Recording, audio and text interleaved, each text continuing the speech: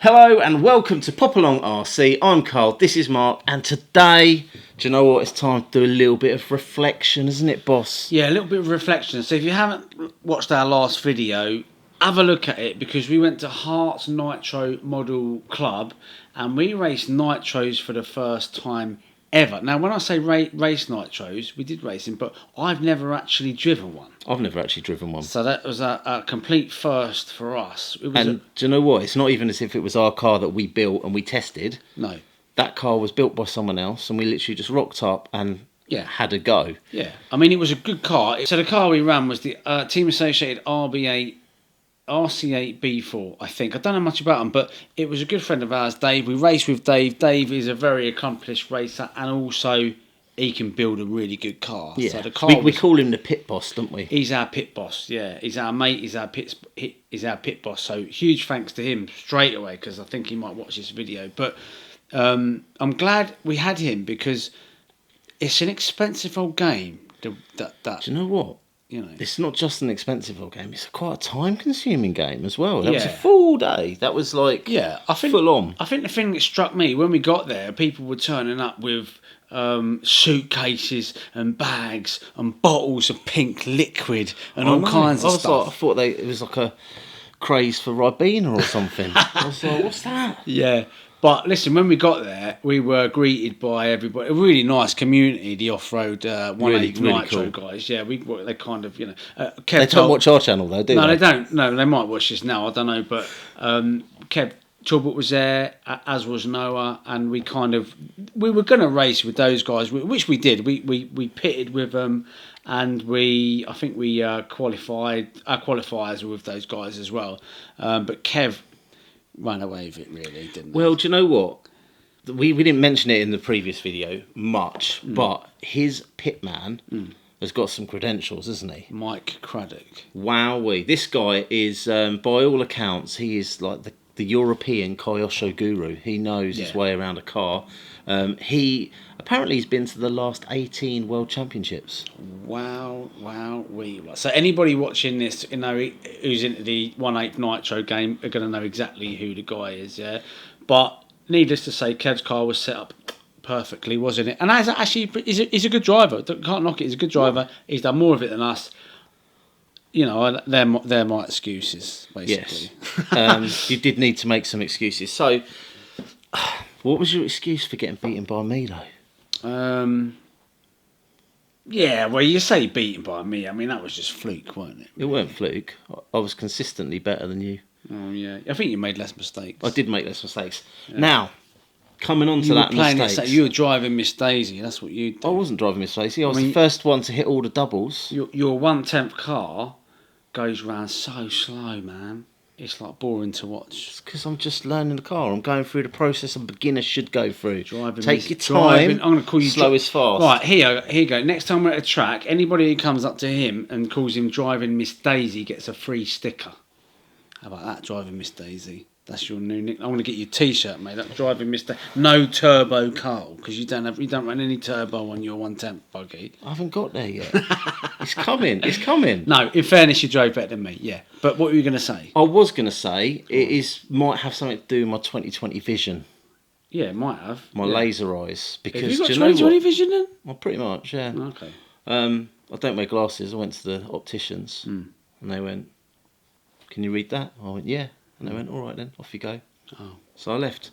Anyway, point being, you were struggling with those two corners right at the back of the track. See, here's the thing, right? A lot of the tracks that we go to, that back section is normally a straight, right? So you go to a big event, they put a straight, because it's easy, isn't it? It's easy to see a straight, yeah?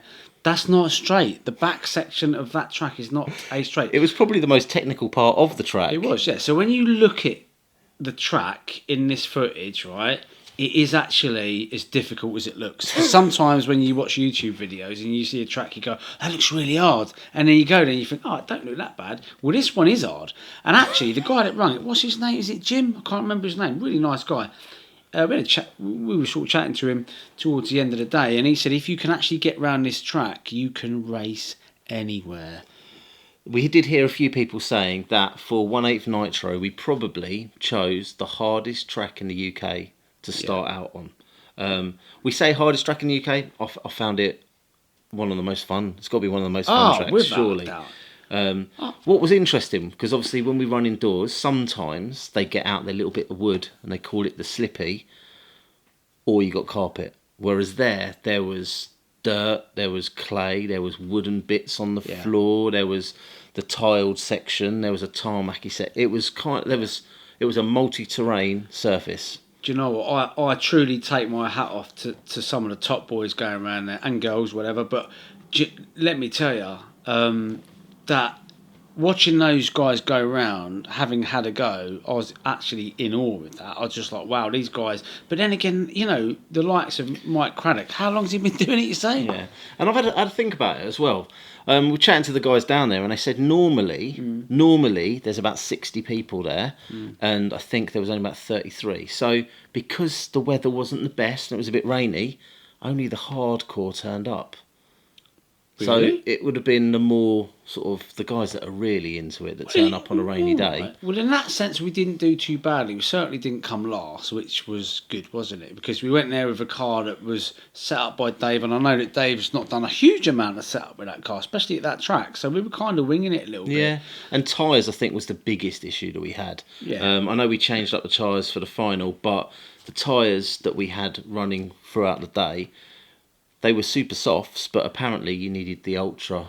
Yeah, softs. Everybody was on. I say everybody. I think most people that I saw were on different tyres than us. But we were the only ones running the pins as big as we were. Yeah, as well, but weren't we? you know what? The thing is, with what we do, we are trying to expose the hobby to you guys. Now, if that means that we're going to go there and just have a go, just to get a decent video out of it, so be it. Yeah, our main disciplines are, well, mine is touring car. 1/10 bug is probably my best discipline at the minute, and what else do we do? The iconic TTO one, yeah. And yours is MTC and GT12 and stuff like that. So really, these other little side videos, if you like, are fun, but I don't expect to go there and win. Just so long as we get a good video to expose it to you guys. So you know, if you want to go, and actually, if you've got a kid who loves, I mean, isn't that how what's his name? Lewis Hamilton. That's how he started got out running those sort of cars. Yeah. Because it's actually, you said it, didn't you, on the day? It's actually, you feel like you're doing motorsport. Yeah. You feel like it took me back to when I was a kid, because when I was a kid, I used to go out with my granddad marshalling. It was proper full scale motorsport, but standing behind hay bales. And do you know what? It was something about the sound and the smells and the burger van. It just took me back. It took me back. It was like, yeah, this is proper motorsport. And that's something I don't get from the electric cars. It's a little bit like, I suppose the only way to sort of describe it, it's a little bit like, you know, F1. I'll be honest with you, like proper Formula 1, I don't watch it. I'm sick of it, yeah, because of the clinical nature of it. It's, to me, and people will disagree, whatever, you're entitled to that, but to me, I'm keeping stum on this one. You carry on. It's got too much. It's like they plug it into computers, and there's like, you know, the workshops are absolutely pristine and everything else, and there's not an ounce of speck of dirt on the track, although there was in the Las Vegas one, right? But when you look at the likes of the TT races, the motorcycle races, yeah, it's proper. I love watching that because it's down to its root level. You know, the drivers get involved. With Guy the Martin's the main man, isn't well, he? he used to be, doesn't it anymore? But Michael Dunlop, he gets himself involved and he Michael gets Dunlop, his hands dirty. Michael Dunlop will get his hands dirty, and he will get involved in the inner workings of the bike, as do a lot of the other drivers. And I like that. I think that's it. But I think F1's lost that. But that's another video. But what I'm trying to say is, you got that rootsy feel to it. Everyone's getting their hands dirty, you know, there's mud everywhere. As you say, you can smell it, you can hear it. It's really like this. You get too close to the exhaust, you can taste it as well. But it is you said the word dirty. It is a bit muckier than the electric buggies that we're used to running on carpet. And the clean-up mission afterwards. Now, I said to Dave, Dave, you sir... What, Dave the pitman? Pit boss Dave, yeah. I said to him, you are an absolute legend. Let me take the car, let me clean it for you. And he went, no. And I went, no, I'll stick it. He was like, there's no point. I'm going to rebuild it. I think that's what you've got to do after a race like that. And looking around, there was people rebuilding it. They were taking things apart. There's a proper... They love taking their cars apart. Yeah. Now, we've got, well, in this room alone, I can see probably 15, 16, 17, 18 cars. How does your missus let you? I mean, you know, I'm doesn't. glad you let the cars, you know, because we kind of share half of them, but... Maybe you should take some back to yours. I could do, couldn't I?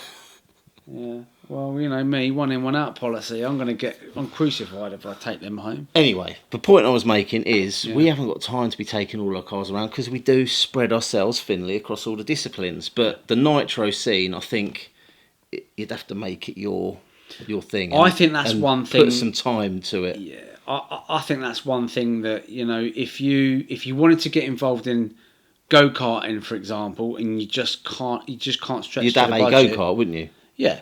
But if you can't stretch to the budget of doing that, I think the next best thing would be your Nitro 1/8 rally cross the BRCA, call it, didn't they? But 1/8 buggy racing. You know? You got, I'll tell you what I do quite fancy going to watch or getting involved with, and if there's any viewers out there that do it, I know Paul Lands tried to get us along a couple of times, but I quite fancy going to watch some 1/5 scale, getting involved with that. There you go then. If someone can supply us with a 1/5 scale car for the day and pit for us, we will come to your club and we will do a video on it and we'll promote it. How about that? That sounds good, doesn't it? Yeah. Bit of 1/5 action. That would be that'd be good. quite a good laugh. That just again to expose other clubs in the country. Yeah. It's not something that we're really in a position to invest in right now. Obviously, we've got our club racing. We've got the British GP at the MKGP coming up, which we're both in this year. We've got rug races. We're going to go and have a bash at that. Hang on a minute. Go on. That's this week. Right, rug races. Yes, it is. I've got to get the cars prepped for that. I gave you my car about a month ago. Yeah, I'm doing. Have you done it yet? Yeah, no, but I'm getting there.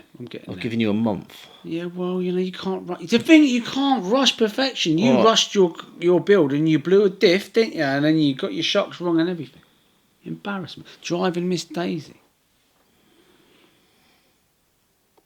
Anyway. You need to sort my car out. I'm going to. Okay. Anyway, so look, this was a little bit of a roundup video on the amazing weekend we've just had racing at Nitro cars. You never know, one day we might actually... Do you know what? I am definitely going back though. But I want to go back there with my short course truck, my e-buggy. I might even take an e-truggy. I definitely want to use my two-wheel drive buggy on there. 1/10 track as well. That track looks amazing. Yeah. And do you know what? I might even take AJ with me and you can go have a play on the crawler course. They have got a winter series over there and the next round is on the 10th of January, I think it is. You've been doing your research. I have been doing my research. I like this version of Mark. You know the problem though? You're working. Yeah. Because we had the opportunity to go to the second round of the Iconic Cup. That was the Chippenham one, wasn't it? They invited us, can't make it, got work. However, we will get down and we will have a go at that. But there you go. 100%. So look, I hope you enjoyed this video. If you haven't seen the Nitro buggy racing that we did, check it in the comments below.